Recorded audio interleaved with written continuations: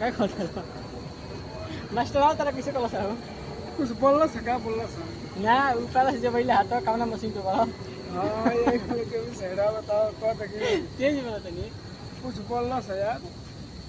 कैसे क्या बोलला सा सर दिमाग ना एचडी में का देखल एचडी में एचडी को फुल एचडी में फिल्म देखबा कि ना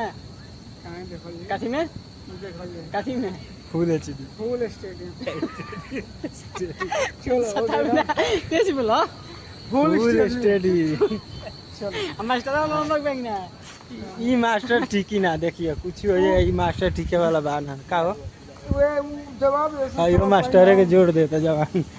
चलो देखो यो मास्टर है एगो बेटी ला ना जो तारा को मशीन को से हमारा कोई सरदैलो सा तारा के बॉडी को 24 सेट को आ जब गोइला के बोला का कला से कामना मशीन पे जाए के बा को था डोरी डालोगे डोरी डालोगे हां ये डोरी हम और सब न चलाते मशीनवा उसमें कान को धो देता को ना हाँ को था ना कि डोरी चलाओगे बताओ यार 24 हज़ार भेज के फिर बस तुम्हें यहाँ कौन भेजा है सारे तो लगत कि एकदम दिमाग हाफ लेट हो गया अब वो नहीं लगा भी रहा है कि जाओ इस मशीन पे हां प्लेट हो गई ना उन जगह दिमाग लग रहा है कंफ्यूज हो जा रहा है मगन जी का का रखे गाड़ा ऊपर नहीं को मारे लगा हां ये गदा के करतन के दवा गड़वा का है कुछ गड़वा कुछ तो अलग नहीं है मेरा के हां गार्ड राम बोले तो कालवे कंपनी से बाहर हो जाए का हो बतरे हमसे कहीं है हमसे एक बार एक हाथ हो गई बा एक हाथ हो गइल बा सुनो ना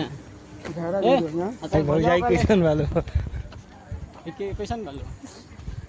इनके साथी पे के भाग सारी ठीक नहीं वाला नहीं का बात करता रहो अच्छा सही में भाग गई खत्म हो गया आने से पहले भाग गेल के मार्क्स सही बा कहत या के भागो ना अभी भाग गइल तो ठीक भाग के भागे तो सही बा करी मार्क्स भसड़ा का ठीक आके भागी तो बड़ा दिक्कत है भागी तो बहुत गलत है ना कहां ठीक भई रहे हैं कहां बा आजमगढ़ भाग गुलू नहीं सुनिए हाँ उनके रिश्तेदारियां में नसीबे में ना रहे ना खिसिया